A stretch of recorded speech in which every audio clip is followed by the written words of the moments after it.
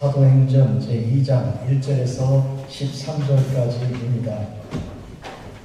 오순절날이 이미 이르매 그들이 다 같이 한 곳에 모였더니 호련히 하늘로부터 급하고 강한 바람 같은 소리가 있어 그들이 앉은 온 집에 가득하며 마치 불의 혀처럼 갈라지는 것들이 그들에게 보여 각 사람 위에 하나씩 임하여 있더니 그들이 다 성령의 충만함을 받고 성령이 말하게 하심을 따라 다른 언어들로 말하기를 시작하니라.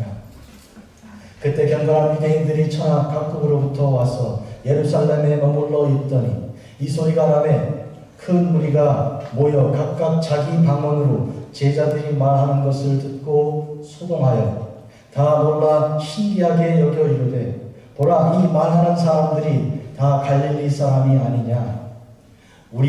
우리가 각 사람이 난 곳 방언으로 듣게 되는 것이 어찌 됨이냐. 우리는 바데인과 메데인과 엘람인과 또 메소포다미아, 유대와 갑바도기아, 본도와 아시아, 부르기아와 밤빌리아, 애국과 및 구레네에 가까운 리비아 여러 지방에 사는 사람들과 로마로부터 온 나그네 곧 유대인과 유대교에 들어온 사람들과 그레데인과 아라비아인들이라 우리가 다 우리 각 언어로 하나님의 큰 일을 말함을 듣는도다 하고 다 놀라며 당황하여 서로 이르되 이 어찌 된 일이냐 하며 또 어떤 이들은 조롱하여 이르되 그들이 새 술에 취하였다 하더라. 아멘. 오늘 저는 오순절이라는 제목으로 하나님 말씀을 오늘 주신 말씀에 읽어서 증거하겠습니다. 7번의 주일이 부활절 이후에 지났습니다. 오늘이 정확하게 7번째 주일이고 이제 오순절을 기념하는 그런 주일입니다.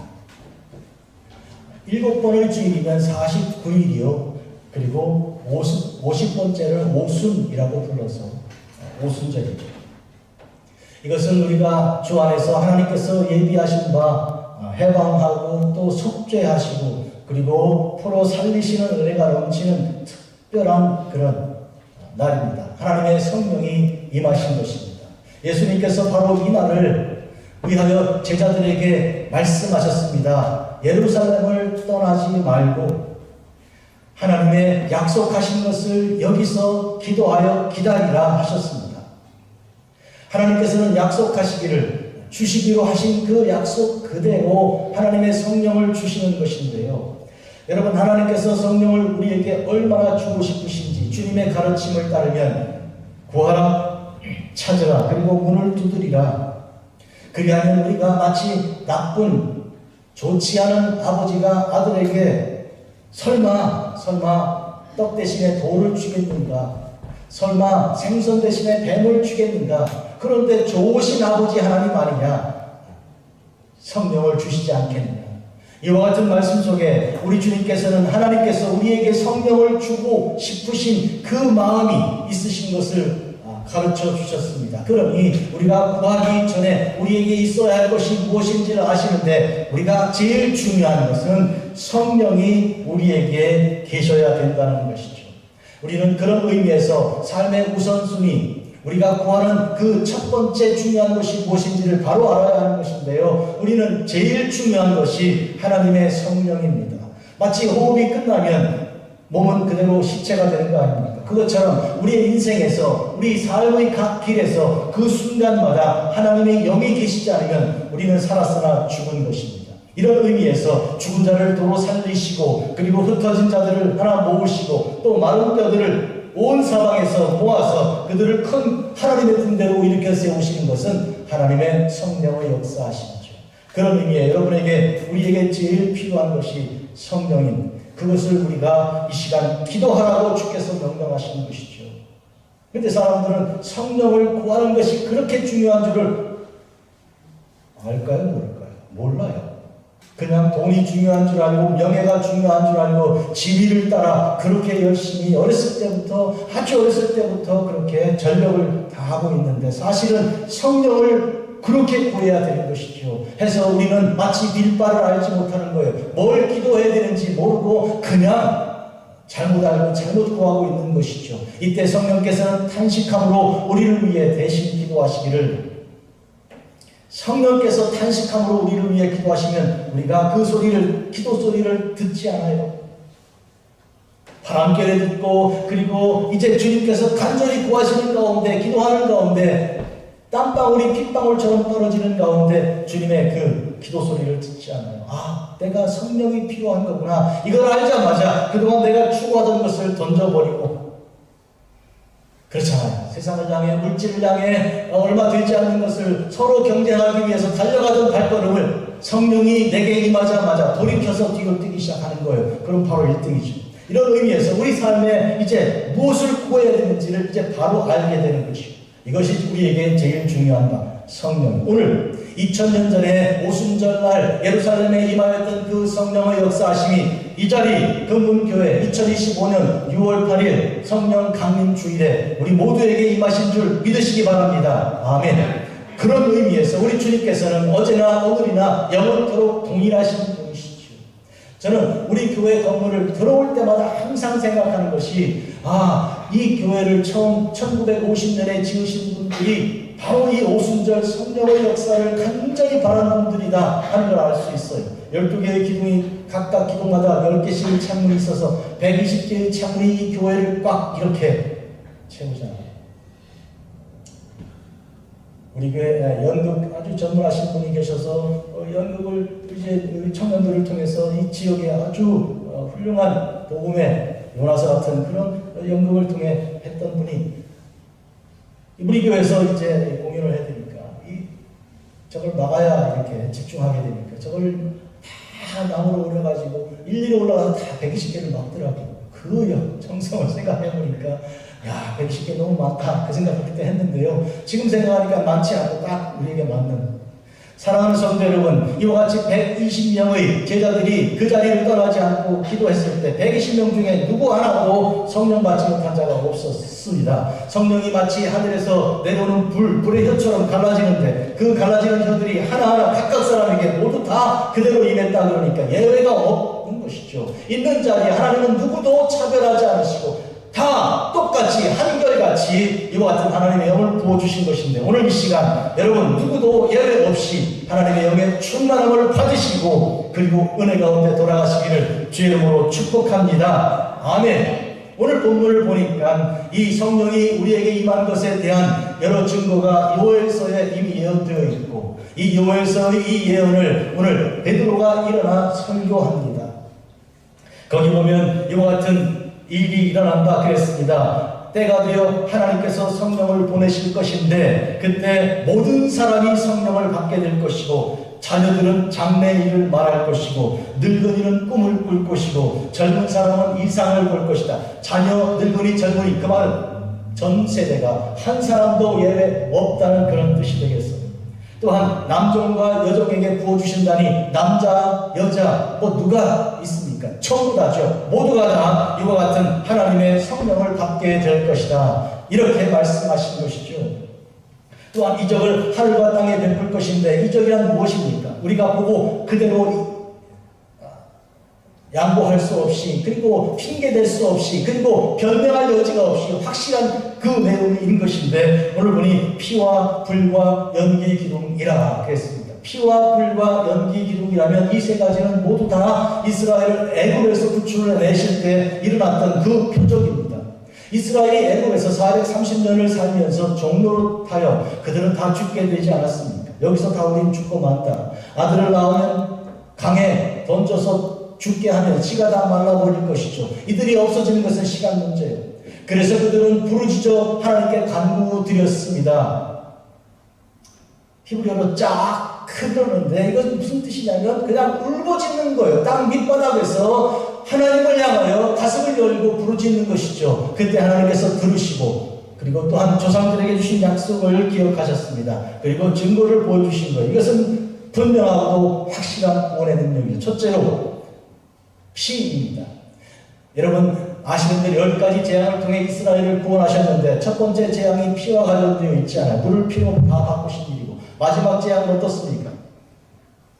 어린 양의 피를 문 솔주와 인방에 발라서 그 피가 발라진 그 집은 하나님께서 유월하셨습니다. 유월이란 패스오버, 그 집을 그대로 들어간 것이 아니라 건너가신 것이죠. 이 유월, 이 건너감, 이것이 구원입니다.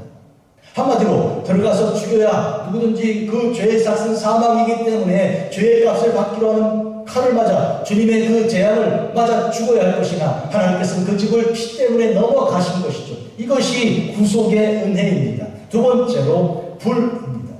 아시는 대로 하나님께서 이스라엘을 구원하시려고 결심하시고 모세를 시내산에서 만나 주셨는데 모세가 본 것은 히브리어로 스네 뭐예요?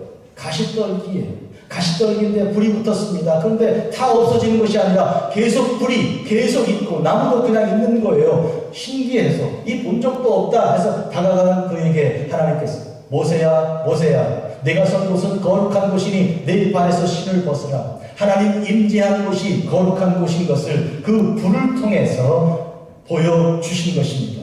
또한 이스라엘이 애국을 떠나 광야를 지나가는 40년 동안 밤마다 이스라엘을 지켜주신 그것이 불기둥입니다. 여러분 이스라엘의 그 기온과 이 베이지역의 기온이 거의 비슷해요. 지중해성이에요. 여기도 뭐예요? 낮에는 뜨겁고 밤에는 춥잖아요. 어떻게 1년 봄, 여름, 가을, 겨울의 그 여름과 겨울의 차이보다 아침과 밤의 차이가 더 큰 거예요. 그게 지중해성 기후인데 그러니 밤이 얼마나 춥습니까? 여러분 안 추워요? 저는 무슨 일이 있어 밤에 나갔다가 온 세상에 이렇게 추우면 어떡해. 한국에서 군대 생활할 때 막 보초 서는 것보다 더 추운 것 같아요.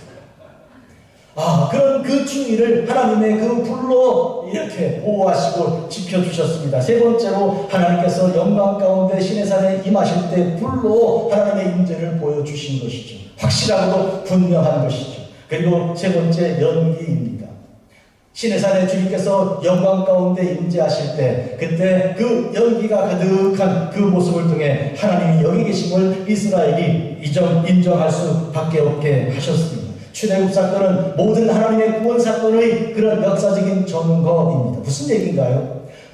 분명히 역사 속에 출애굽은 딱 한 번, 한 장소에서 이루어진 이례적인 사건이에요. 그런데 하나님께서는 그것을 어떻게 명령하셨는가 하면 매년 첫 번째 해에 기억하고 절기를 지키라, 제일 큰 절기로 지키라 하여서 이것은 반드시 기억해야 할 사건이라. 말은 무슨 얘기예요? 기억은 왜 합니까? 그것은 반복해 일어날 것이기 때문에 기억합니다. 다시 일어날 거 아닌 것 기억할 필요 있습니까? 전혀 없습니다. 그래서 키엘케고는 말하기를 현재가 될 수 없는 과거란 절대로 기억할 가치가 없다. 그건 잊어버려라. 한마디로 현재가 될 수 있는 과거를 우리는 기억하는 거예요. 그런데 그것이 아니고 현재하고 아무 관계없는 걸 자꾸 기억하는 이 쓸데없는 기억이 자꾸 많아지는 거예요.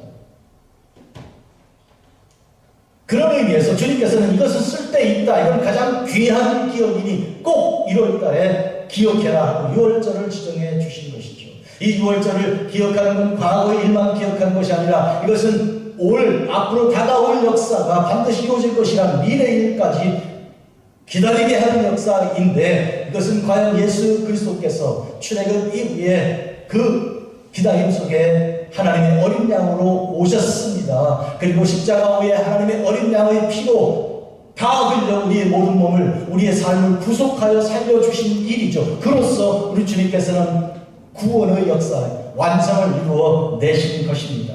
자, 다시 피 그리고 불, 연기 이 세 가지의 이 귀한 증거를 통해 이스라엘이 애굽에서 구원받은 그대로 오늘 우리 온 하나님의 백성들이 새 이스라엘이 되고 그리고 구원받는 일을 선포해 주신 것입니다.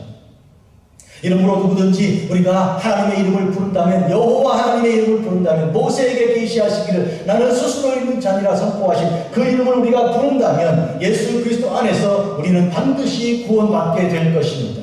우리는 시온산에서, 예루살렘에서 하나님 임재하시는 그곳에서 이와 같은 피할 자가 있고 우리는 구원받을 자로 구원받게 되는 것입니다. 이사야 10장 21절 그날에 이스라엘 남은 자와 야곱 족속의 피난한 자들이 다시는 자기를 친자를 의지하지 아니하며. 이 무슨 뜻이에요? 이 사람 참 이상한 사람들이에요. 자기를 친 자를 의지합니다, 여러분.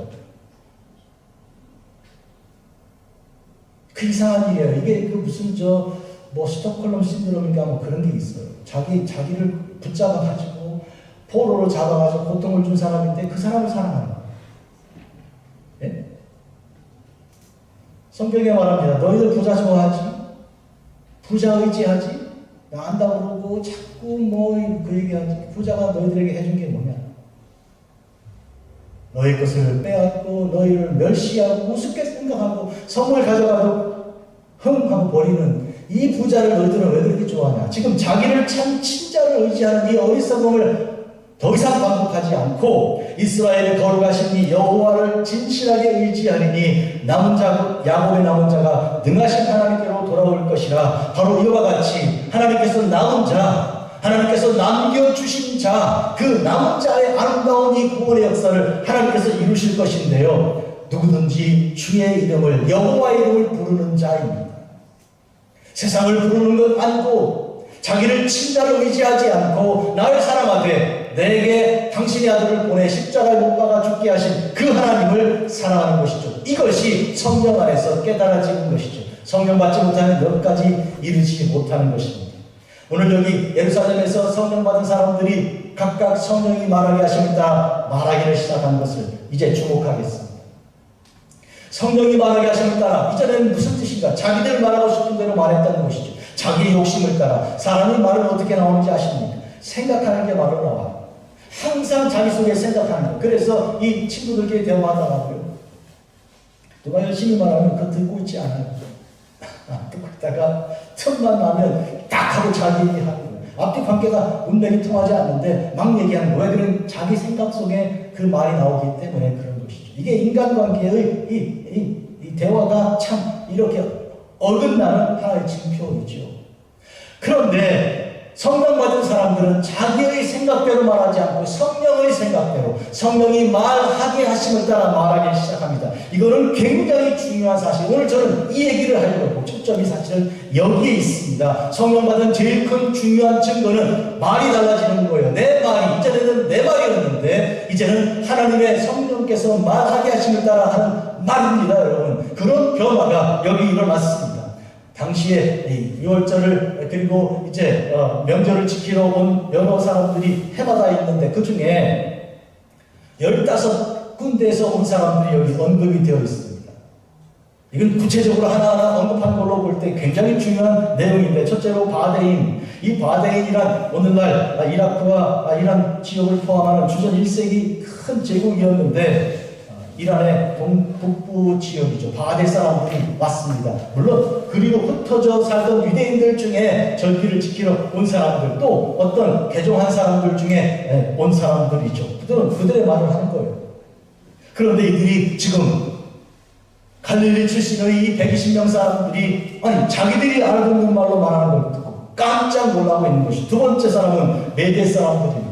메대 사람은 페르시아와 같이 메대 페르시아를 형성했던 지금 오늘날 이제 하마단을 중심으로 한 코르테스인 이란의 서부 쪽 사람들이 바로 이 메대 사람들이고요. 엘람 사람들, 현재 이 이란의 남서부 사람들이 이 엘람 사람들이고요. 또 메소포타미아, 아시는 대로 메소포타미아는 두 개의 강이 이렇게 같이 흘러가는 지역이라는 뜻인데 이라크하고 지금 쿠웨이트에 있는 그 지역이죠. 유대 지역, 예루살렘 당연히 포함됩니다. 그 다음에 갑바도기아가 어딘가, 현재 터키의 한 일부분인데 앙카라에서 차 타고 한 1시간 반쯤 가는 거리에 있어요. 특히 이 지역에는 지하동굴, 지하교회 뭐 이런 거주지 많이 유명해가지고, 왜냐하니까 핍박 피해서 지하 속에, 동굴 속에 교회와 이런 거주지를 짓고 예배드렸던 사람들의 모습이 보이는 그런 갑바도기아 지역이죠. 본도라는 것은 이제 터키 지역인데, 여러분 아시는 아굴라가 바로 여기서 난 사람입니다. 또 아시아, 이 아시아는 오늘 우리가 생각하는 아시아는 채 아니고요. 그러면 한국도 포함되겠지만 그거 아니고 터키의 한 부분입니다. 소아시아라고 그러죠. 흑해와 지중해 동쪽 지역입니다. 또 부르기아, 소아시아의 남동쪽 지역인데 갈라디아 바로 아래에 있습니다. 밤빌리아, 부르기아의 남동쪽에 있습니다. 애국, 아시는 대로 이집트입니다. 그리고 구레네에서 가까운 리비아 여러 지방, 리비아는 애국의 이 서쪽에 있는 그런 이 리비아, 이 구레네는 이 해안 지방이죠.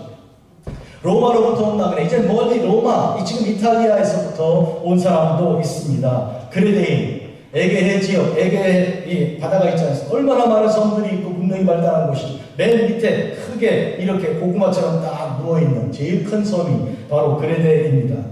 이쪽 사람들은 성격이 아주 못됐다고 이렇게 표현되는 그런 이 섬. 여기서 또 사람들이 왔습니다. 마지막으로 아라비아 사람들. 아시는 대로 시내가도 동쪽에 있는 그 거대한 사막이 있는 그 지역 사람. 15 일일이 제가 소개한 까닭은 이들이 알아들 리가 없는 말을 지금 120명이 하고 있는 것이죠. 그래서 그들은 당황했고 그들은 놀랐습니다. 심지어는 조롱도 하는 거예요. 아니 낮에 술 취했나? 이거 웬일이야? 그렇지 않고는 우리가 이 말을 들을 수가 없다. 이런 놀라운 일이 일어난 것입니다. 여러분, 우리는 창세기 11장에서 주목할 사건 하나가 일어나는 것이 바로 뭐예요? 신할 평지에 사람들이 모여서 거기에 바벨탑을 쌓는 일이죠. 창세기 11장. 아브라함을 부르기 바로 직전의 사건인데 이때 사람들은 모여서 탑을 높이 쌓아서 하나님과 대결해보자. 우리 이름을 하나님 이름보다 더 높이자. 그리고 우리가 큰 민족을 이루자. 사실은 이름을 높이는 거하고 이름을 크게 하는 거하고 그리고 큰 민족을 이루는 것은 하나님의 축복의 내용입니다. 아브라함에게 하나님이 약속하신 2가지 축복이 바로 그 내용이에요. 그런데 문제는 축복으로 받아야 할 것을 자기들의 욕심으로 자기들의 인간의 계획으로 쟁취하려고 했다는 게 문제인 것이죠. 하나님이 주셔야 할 것인데 그것을 자기들이 확보하겠다고 하는 이것이 아주 하나님을 대적하는 가장 대표적인 모습입니다. 아니 구하면 얻을 수 있는 걸 왜 자기들이 빼앗으려고 그러냐고. 부모에게 대해서 마찬가지예요. 열심히 정성껏 사랑을 다 하고 섬기면 어련히 주실 건데 그거를 협박하고 위협하고 뭐 그렇게 빼앗으려고 했다면 이런 후레자식이 어디 있습니까? 안 그래요? 똑같은 거예요. 이 2가지 우리의 이름을 높이고 그 다음에 큰 민족을 이루자. 이건 하나님이 아브라함에게 약속하신 축복이에요. 그러니까 이 바벨탑을 쌓는 이 사람들을 하나님께서 흩어버리지 않았습니까? 언어가 달라지고 그래서 한 사람도 다른 사람과 소통할 수 없게 만들었어요. 그래서 그들이 흩어진 모래알갱이처럼 흩어진 중에 그 중에 하나를 하나님께서 선택하셔서 구원의 역사를 시작한 것이 아브라함 창세기 12장. 그래서 창세기 12장부터 시작해서 다윗을 거쳐서 구약의 마지막에 이르러 말라기에서 다시 오실 주님을 기다리는 그 가운데 창세기 신약의 첫 번째 책이 마태복음 1장이고 1절은 어떻게 되어 있습니까? 아브라함과 다윗의 자손 예수 그리스도의 계보. 한마디로 말하면 아브라함으로 시작해서 다윗을 거쳐 주 예수까지 이르는 구원의 역사가 바로 이때 시작된 것이죠. 그런데 구원을 시작하시기 전에 완전 하나님께서 파괴를 시켜버리신 거예요. 파괴하고 건설을 시작한 거예요. 파괴. 그것은 바로 이 바벨탑 사건에서 일어난 것입니다. 여기서 언어가 혼잡되어 서로 소통이 안 되는 일이 일어났죠. 그런데 오순절날 이것이 완전히 회복이 된 거예요. 그러니까 창세기 11장에서 오늘 사도행전 2장까지 건너뛰는 이 거대한 구원의 역사의 그림을 여러분 생각하시면 이 120명이 받은 성령의 역사가 얼마나 위대하고 알 수 있습니다. 15군데에서 몰려든 수많은 사람들이 놀라고 당황하고 심지어는 조롱까지 하는 이 어마어마한 이 사건, 성령 오순절 성령 사건입니다. 언어가 통일되고 소통이 안 되던 사람들이 소통하고 들리지 않던 것이 들린다. 이것은 여러분 생각에 아이고 그거 이걸로 다 지금 하고 있자. 그런 시대에 와 있으니까 이건 뭐 별로 중요한 것도 아닐 것처럼 보이겠는데 그러나 여러분 설령 같은 언어를 쓴다고 소통이 됐습니까 여러분? 같은 한국말 같은 영어를 쓰시는데 서로 부자지간의 대화가 되었습니까? 형제지간의 말이 통합니까? 남편과 아내가 그렇게 잘 소통하였습니까? 같은 영어를 가지고. 그게 아니잖아요. 아니 한국말인데 왜 못 알아들어? 아니 같은 영어를 쓰는데 왜 전혀 마음에 들어오지 않지? 그 까닭은 뭔가 아닐까? 이건 언어 문제가 아니라는 것이죠. 그 안에 들어있는 뭔가 다른 것이 문제예요. 영의 문제라고 말해요.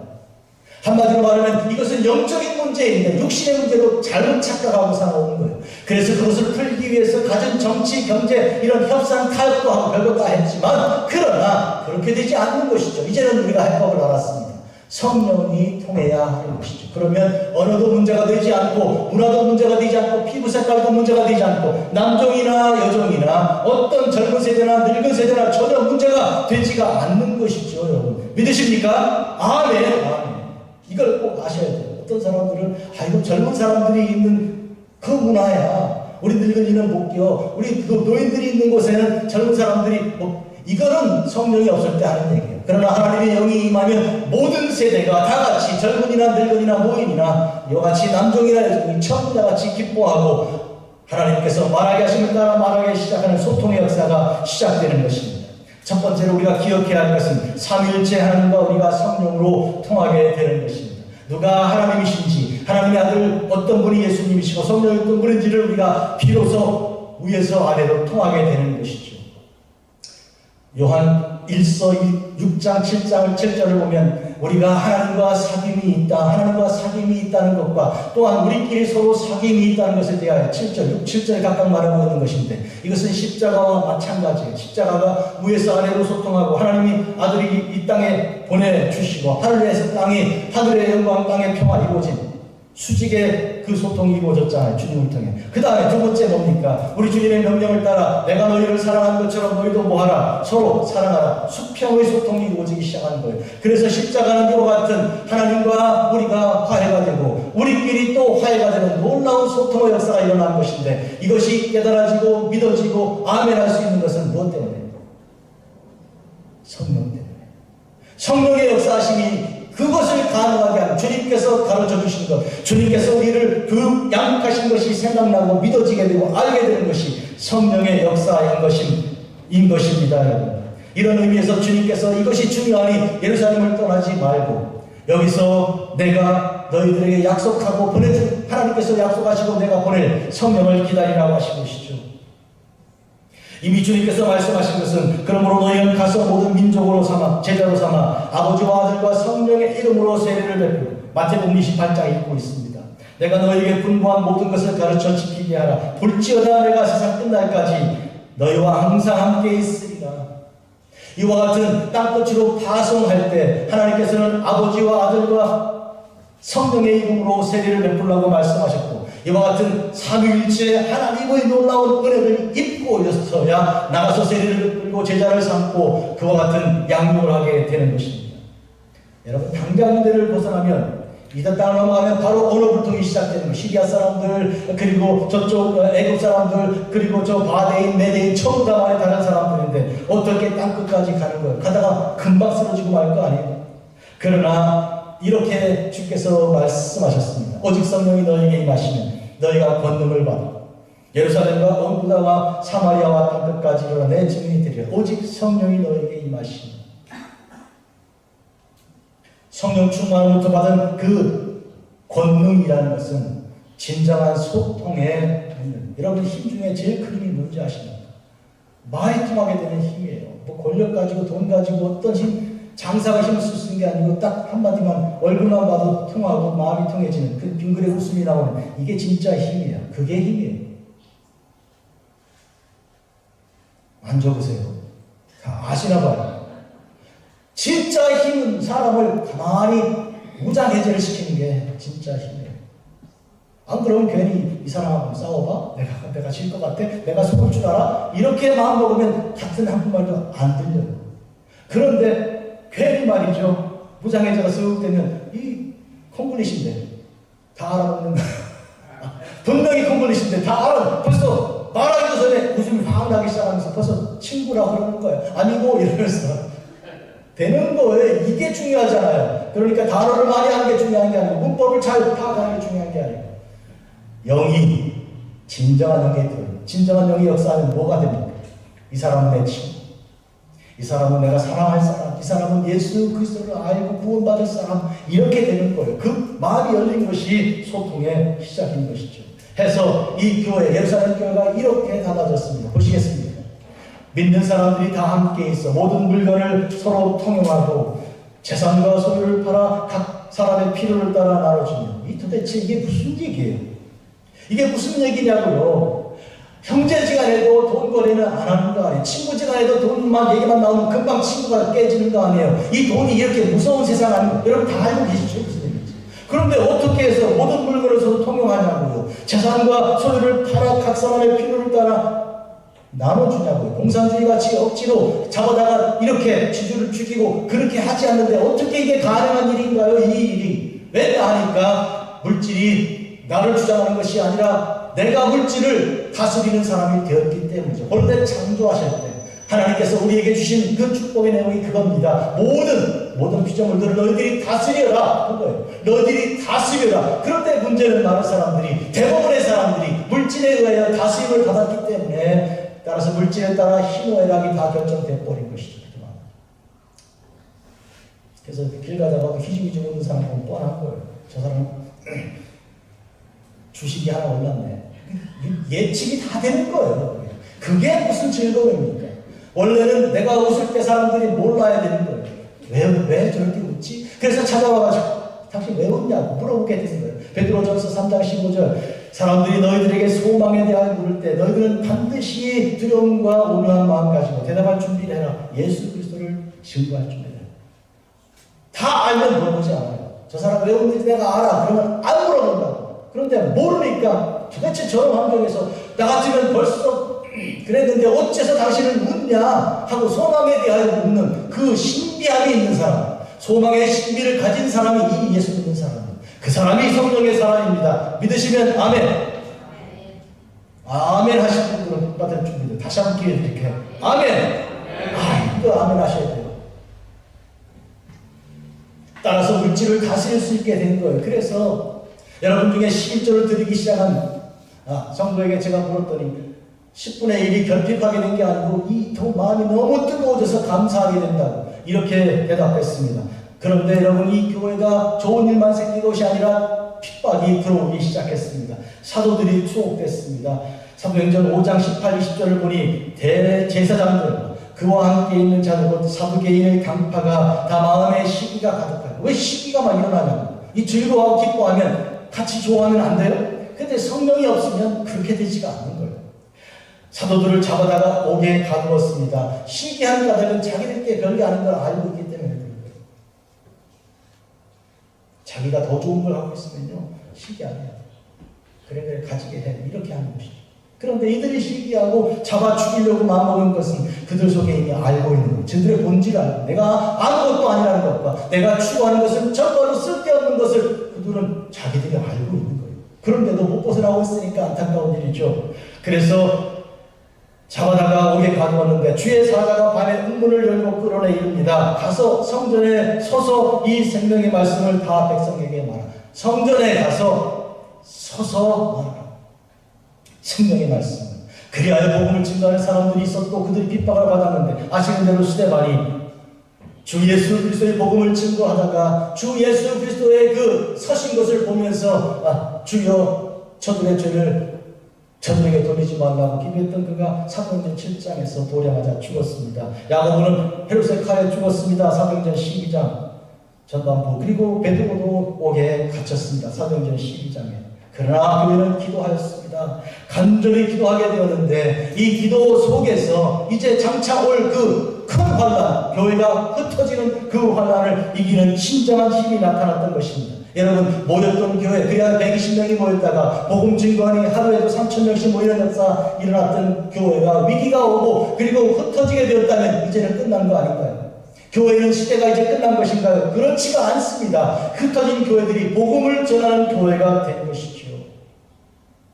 저는 생각입니다. 금문교회 맨 처음에 시작한 이제 94년 5월부터 가만 보면 교회가 많이 공해 이 자리가 꽉 차서 찬송을 부를 때면 마치 우리가 천국에 있는 것처럼 그런 느낌이 있었던 때가 있었는데 그러나 우리가 수가 줄어들고 나면서 오히려 선교에 대한 사명이 더 뜨거워지고 더 가슴이 벅차오르는 것을 우리가 느끼고 더 많은 열매를 훨씬 많은 열매를 바깥에서 거두고 있는 것을 우리가 알 수 있습니다. 똑같은 원칙이에요. 하나님께서 우리를 빗박이 오고 흩어지게 만들었을 때 흩어진 각각의 곳에서 불같이 요원의 불길같이 일어나는 역사가 일어나는 그 패턴을 우리가 보고 경험하고 있지 않습니까? 아시는 대로 성령의 감동을 받아 빌립이 에티오피아 내시에게 복음을 증거하고 그럴 세례를 주었고 에티오피아의 첫 번째 선교자가 바로 그 내시가 되지 않았습니까? 모든 민족은 서로 다른 언어를 경계로 긋고 있습니다. 언어가 다르다면 그들은 볼 거 없이 원수예요. 말 다르면 그냥 총이 나가고 칼이 나가고 활을 쏘는 거 아닙니까? 그러나 성령님의 역사로 새로운 역사가 일어났습니다. 말이 달라도 언어가 달라도 그들은 내 친구라는 거예요. 그들에게 복음이 전파되어야 할 사람들이라는 거예요. 한국어를 주로 예배하던 평균교회도 버클리에서 시작해서 샌프란시스코로 오면서 우리는 영어를 그리고 서로 다른 언어를 품기 시작했습니다. 이거는 억지로 되는 게 아니에요. 세상에 언어처럼 스트레스 주는 게 어디 있어요? 머리가 아프죠, 머리가요. 그런데 우리에게 언어는 너무너무 즐거운 음악이 되었습니다. 믿으시면 아멘. 너무 즐거운 음악이 됐어요. 첫 번째 얘기가 바로 콜롬비아 2002년부터 시작한 콜롬비아 선교인데요. 하나님께서 부르셔서 콜롬비아 가서 선교 신학 강의하고 제가 처음에는 한국말로 강의하고 그거를 이제 한국 선교사가 통역을 해주는 첫 번째 강의였는데 가만 보니까 그렇게 해서는 되지 않는 것이다 생각 들어서 영어로 강의하고 영어를 스페니쉬로 통역하는 통역자를 구하게 됐는데 이게 잘 되지가 않아요. 그 사람이 인기가 없어요. 그리고 하나님에 대해서 믿지 않는 사람이니까 신학생들이 신뢰를 주지 않아요. 그래 이 되지가 효과가 전혀 없는 거예요. 그래서 고민하고 1년을 그냥 교사를 보내서 학생을 영어를 가르치고 좀 영어로 직접 소통할 수 있게 하려고 그랬는데 효과가 없는데 어느 날 이를 닦으려고 물을 트는데 물에서 소리가 에스파뇰 그래가지고 하는데 뭔 소리야? 왜 소리가 에스파뇰 그러냐고 소리가 그래가지고 하나님이 나오고 이제 스페인어 공부를 하게 하는 거예요. 그래서 여기 샌프란시스코 시리카디지 등록해가지고 10년을 공부했잖아요. 새벽 예배 마치고 바로 가가지고 공부할 기왕이면 하나 더 하자. 중국말 스페인어 같이 10년을 매일 했어요. 예배 없이. 저녁에 제가 대학원 강의를 하는 교수인데도 낮에는 새벽에 나가고 이 19살, 20살짜리는 같이 어울려서 공부를 그렇게 하였습니다. 스페인어가요 얼마나 아름다운지요. 이 다들 노래하고 있더라고요. 음악이더라고요. 중국말도요 보통이 아니에요. 제가 밥 먹다가 저쪽 테이블에서 중국말로 이 하는 사람 들으면 밥맛이 그냥 확 나는 거예요. 얼마나 좋은지. 이렇게 우리 사모가 곁에 있다. 다 알아들어? 이렇게 물었는데 못 알아들어도 그렇게 좋아요. 아무 관계 없어요. 즐거운 얘기 하는 거야. 너무 좋아. 나도 해피해. 사랑하는 성도 여러분, 언어 불통이 소통이 되었습니다. 하나님의 영이 임하자마자 그들이 다 사랑스러워지고 그들의 말이 알고 싶고 듣고 싶고 그래서 스페인어 공부할 때 있잖아요. 주로 맥도날드 가서 이 숙제할 때 보면 이 식구들이 와서 이 아버지하고 엄마하고 애들 몇 명이 와가지고 이렇게 먹고 있을 때 제가 이 교과서를 들고 가가지고 아버지한테 닦아가지고 물어보고요. 그리고 가면 너무너무 잘해줘요. 그러면 제가 잘했다고 이렇게 하죠. 그러면 이 아버지가 남편에게 그리고 아이들에게 어깨를 탁 펴는 거예요. 내가 이제 선생으로 가르쳐줬다고. 그렇게 하고. 그러고 이제 또 제가 나오면 쫓아와가지고까지 인사를 하더라고요. 친구 하나 생긴 거예요. 여러분, 그런 의미에서 저는 이 스페인어가 얼마나 사랑스러운 언어인지 콜롬비아를 통해 알았고요. 그리고, 중국의 선교문이 열려서 중국 가서 복음을 증거한 2009년부터 2018년 문이 닫힐 때까지 해마다 가서 전하지 않았습니까? 이 중국말로 막 이렇게 중간중간 섞어서 하고 또 학생들이 하는 말을 좀 알아듣고 또 그걸 얘기하면 너무너무 좋아하는 거예요. 사실 또한 러시아로 갔습니다. 러시아 복음 전할 때도 역시 러시아 수업을 듣고 가가지고 학생들하고 이야기합니다. 분명히 키도 크고 아주 우리하고 전혀 다르게 생긴 분들이지만 형제요 자매인 것을 알게 되고 얼마나 기뻤는지 좋아하는지 말할 수 없습니다. 멕시코를 거쳐 드디어 아프리카로 갔습니다. 아프리카에 가서 복음을 전하는데 아프리카 사람들은 정말로 한마디도 못 알아듣겠더라고요. 그런데 아멘아 그러면 분명히 아멘 그런 거예요. 다 알아듣고요. 뭐 말할 거 없어요. 너무너무 좋아. 같이 춤추고 노래 부르고 그랬습니다. 여러분 특별히 오늘 여기서 우리가 기억해야 할 것은 미국의 원주민 선교를 벌써 2018년에 시작해서 오늘 이번 8년째 아닌가. 그동안 셀 수 없이 한 30, 40번 정도 올라가고, 그리고 매주 화요일마다 성경 공부를 하고 있고, 그리고 오늘 일부 예배 때도 이분들이 들어와서 예배를 드리고, 패스터처 내가 이 설교를 통해 내가 누구인지, 내가 어디 와 있는지를 알게 되었다고. 오늘도 답이 이렇게 메시지가 왔습니다. 이 얼마나 귀한 소통입니까? 있을 수가 없는 일이 이루어지고 있어서 사람들은 그렇게 말하는 거예요. 저 사람 어떻게 된 거야? 새술이 취한 거 아니야? 이렇게 말할지도 몰라. 그러나 그렇지 않습니다. 여러분, 10분인 자의 비유에 나타난 바, 처음 세 가지 밭에서 실패를 경험한 그 10분인 자가 마지막 눈물을 흘리며 뿌려 나갔던 그 땅에서 30배, 60배, 100배를 거두지 않았습니까? 우리는 실패를 통해 어떤 경험을 합니까? 두렵고 떨림에 사로잡히고 마는 것이죠. 그러나 그것으로 위축되지는 않습니다. 사도 바울이 고린도에서 사역할 때의 모습을 한번 상상해 보시면 좋겠어요. 고린도전서 2장 3절. 내가 너희 가운데 거할 때 약하고 두려워하고 심히 떨었노라. 사도 바울이 고린도에서 목회하는 동안에 어떻게 했다고요? 약하고 두려워하고 심히 떨었다는 거예요. 도대체 이게 어떤 증세입니까? 그런 고린도에서 얼마나 그들은 세속적인 사람들이 많고 얼마나 악한 사람들이 많이 있는가. 사전으로 고린도인 찾으면 고린도 사람 나오지만 두 번째가 무슨 뜻인지 아세요? 코린티안스 그러면 타락한 사람들, 그리고 망나니, 그리고 깡패, 이런 뜻이에요. 고린도. 그런 사람들이 많이 있다는 거예요. 그런 데서 들어오던 것이 아니라 복음을 전하기 위해서 복음에 붙들리고 나면 누구든지 약함을 경험하게 됩니다. 누구든지 자신 있게 하는 게 아니에요. 복음을 전하는 자로 두렵고 떠는 마음으로 약하여 그렇게 복음을 전하는 것이죠. 코미디언들은 자신 있게 하겠죠. 배우들도 그렇게 하겠어요. 가수도 그렇게 할지 몰라요. 그러나 복음 전하는 자들은 항상 떨며 복음을 전하게 되는 것입니다. 그러나 그렇게 약하게 될 때 주님께서 그를 강하게 쓰시는 것이 성령의 역사하심입니다, 여러분. 바로 이 고린도 교회에 복음을 전하기 위해서 추가로 쓴 고린도 전서와 고린도 후서가 어마어마한 책으로 우리에게 들어와 있잖아요. 그리고 이 고린도에서 로마를 향해 기록했던 로마서가 어마어마한 말씀으로 우리 있잖아요. 그러므로 약하고 두려워하며 떠는 그 현장 속에 우리는 낮아질지라도 우리 성령께서 역사하심으로 크게 드러나게 되는 것을 알 수 있습니다. 우리는 셀 수 없이 많은 언어 중에 하나로 생활하던 사람들이죠. 그러나 우리는 영어를 두려워하지 않고 스페인어 걱정하지 않고 중국어나 어떤 언어라도 와라, 내가 같이 상대할 수 있다. 우리 속에 하나님의 영이 그렇게 역사하는 것을 우리는 알 수 있습니다. 그렇습니다, 여러분. 인생길은 내가 결정하기로 하면 나는 말이 다르거나 생각이 다른 사람하고는 감히 접근이 되지 않는 거예요. 그러나 성령의 길은, 하나님의 길은 성령으로 인도하시는 길이죠. 해서 예레미야는 이렇게 고백했습니다. 여호와여, 내가 알거니와 사람의 길이 자기에게 있지 아니하니 걸음을 지도함이 걷는 자에게 있지 아니하니. 예레미야 10장 23절입니다.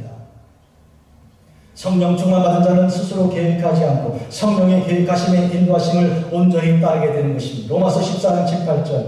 우리 중에 누구든지 자기를 위하여 사는 자가 없고 자기를 위하여 죽는 자도 없도다. 우리가 살아도 주를 위하여 살고 죽어도 주를 위하여 죽나니 그러므로 사나 죽으나 우리가 주의 것이다. 얼마나 멋진 말씀인지. 도대체 이런 말씀이 또 어딨나. 이걸 어떻게 썼을까? 이건 성령께서 역사하지 않고는 쓸 수 없고, 오늘 이것을 듣고 마음이 이렇게 와닿는 것은 성령이 우리에게 임하시기 때문입니다. 성령이 계시네, 할렐루야, 함께 하시네, 아멘. 그렇잖아요. 이게 다 믿어지는 거 아닙니까? 이게 기쁘잖아요. 사람은 다 다르게 태어나고 생긴 것도 틀리고요, 쌍둥이도 틀리고요. 아니, 정말 심리학과 할 때 보니까 쌍둥이 때 너무 다르더라고요. 다양한 경우로 사람들은 다 다른 삶을 살고 있습니다. 그러나 부르심받은 사람은 부르신 그 한 분 안에서 다 하나가 되는 것이죠. 이게 놀라운 신비입니다. 에베소서 4장 1, 2, 3절에 나오는 그대로 부르심받은 한 성령 안에 우리는 하나를 경험하게 되는, 다름과 다양과 그리고 이제 차이가 다 극복이 돼요. 어느도 다 극복이 되는 역사가 일어나게 되는 것입니다. 사랑하는 성도 여러분, 자녀들이 예언하고 젊은이들이 환상을 보고 늙은이가 꿈을 꿉니다. 예언과 환상과 꿈, 이 모든 것은 한마디로 말하면 하나님의 말씀을 달리 말하는 것이에요. 하나님의 말씀을 자녀도 얘기하고 그리고 젊은이들이 그것을 보고 늙은이도 말한다면 이 얼마나 놀라운 일입니까?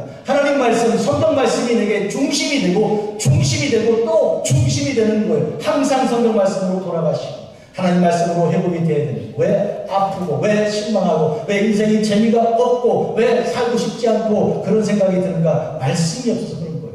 아니 물을 떠난 고기가 말라 시들어지는 것은 당연하지 않아요. 우리가 하나님 말씀을 떠나면 절대로 안 되는 까닭이 바로 여기에 있습니다. 뭐 대학에서 뭘 전공할 것인가, 뭐 경영학, 컴퓨터, 뭐 사이언스 이렇게 할 수 있는데 이거 다 수단이에요. 먹고 살기 위한 수단이지. 뭐 경영 그게 좋아서 합니까? 그래 돈이 벌어지니까 하는 거. 그런 것 같아요, 그죠? 경영하신 분이 최가시 성교사님 그래서 공부해서 경영하신 거 아니에요? 돈 벌려고?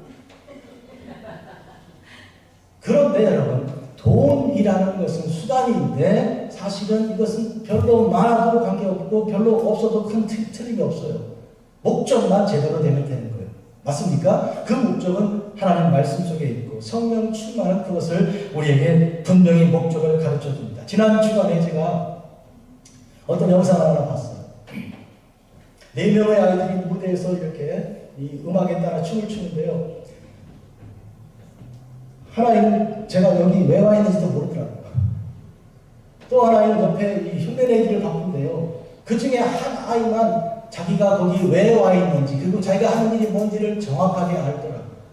그 아이를 보니까 얼마나 기쁜지 얼마나 좋은지요. 이 세상에 사는 사람들이 많이 있는데 그런데 내가 여기 왜 와 있는지 내가 여기서 뭘 하고 있는 것인지를 아는 사람들이 별로 많지가 않다는 거예요. 그런데 하나님의 성령을 받은 사람들은 바로 그와 같은 무대에 있는 한 아이, 자기가 거기 왜 있는지 뭘 하고 있는지를 아는 아이 사람과 똑같습니다, 여러분. 여러분 성령 충만한 그 베드로가 오늘 이제 12 제자가 한 차례에 일어나서 세상에 복음을 전하는 것입니다. 그들은 비로소 주님께서 사람 낚는 어부가 되게 하라고 부르신 그 부르심을 지금 알았고 그리고 그 일이 바로 이거라는 것을 알고 그는 일어나 설교를 하게 되는 것이죠. 여러분 아시는 대로 복음서에 나타난 그 제자들 특히 베드로의 모습하고 사도행전에 나타난 이 베드로의 모습이 굉장히 다르다는 걸 알 수 있죠. 복음서에 나타난 베드로는 자기가 1등이라고 자랑하고 교만하고 또 뭡니까? 이렇게 또 예수님을 부인하고 심지어 저주까지 했던 그런 베드로의 모습인데 이 사도행전에서는 전혀 그런 모습이 나타나지 않습니다. 완전 달라진 것이죠. 차이는 어디서 났습니까? 성령에 붙들림 받은 사람의 여부가 달라진 것이죠. 여러분 인생 전혀 다르게 살고 싶지 않으세요? 어제처럼 살고 싶으십니까? 아니면 전혀 다른 삶을 살고 싶으십니까? 전혀 다른 삶이라면 성령을 의지해야 됩니다. 성령께서 여러분을 그렇게 만들어 주실 줄로 믿으시기 바랍니다. 그런데 사도행전에서도 여러분 바로 주님께서 승천하시기 직전에 이제 곧 올라가실 건데 제자들이 뭐라고 여쭙는지 아십니까? 주여 이스라엘을 회복하시기 지금입니까? 이렇게 물은 거예요. 똑같아요. 한마디로 말하면 예수님 이제 40일 계시고 이제 열흘밖에 남지 않았어요. 그 직전인데도 불구하고 이 제자들은 예루살렘을 회복할 때 정치적인 그런 육신적인 그 일에 더 관심이 있었던 것이죠. 그때 예수님께서는 그거 너희 알 바가 아니야. 성령이 너에게 임하시면 오직 이렇게 말씀하심으로 열흘 직전 바로 그 직전까지 그들은 똑같았던 것이죠. 하나 성령이 임하자마자 그들은 완전히 달라진 것입니다. 사랑하는 성도 여러분, 여러분 누굽니까? 어디서 와서 무엇 때문에 살며 어디로 가십니까?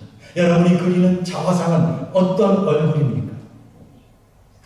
성령 충만을 받으면 이런 질문은 그냥 고민으로 끝나지 않습니다. 깊이 깊은 하나님의 은혜의 강줄기를 따라 사명의 바다에 이르게 되고 기쁘고 생각할수록 얼굴에 웃음이 나고 나는 누구인가? 그냥 웃음이 나고 내가 여기서 무엇 때문에 살고 어디로 가는가? 그냥 웃음이 나는 거예요. 그런데 많은 사람들은 이 질문을 피합니다. 왜? 힘드니까. 보나마나 그것은 부정적인 그리고 슬픔이고 눈물을 흘려야 되는 것입니까? 그런 질문 하지 마라. 그런 음악은 틀지 마세요 제발. 뭐 이렇게 되는 거예요. 이런 일이 있을 때 우리는 꼭 신약 성경의 기자들을 한번 여러분께 소개를 할 이유가 생겼습니다. 몇 사람만 소개하겠습니다. 잘 들어보십시오. 예수 그리스도의 종 바울은 사도로 부르심 받아 하나님의 복음을 위하여 택정함을 입었습니다. 로마서 1장 1절입니다.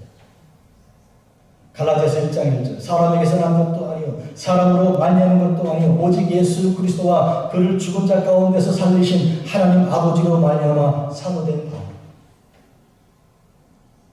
이제는 야고보로 건너가겠습니다. 1장 1절입니다. 하나님과 주 예수 그리스도의 종 야고보는 흩어져 있는 12지파에게 문안하노라.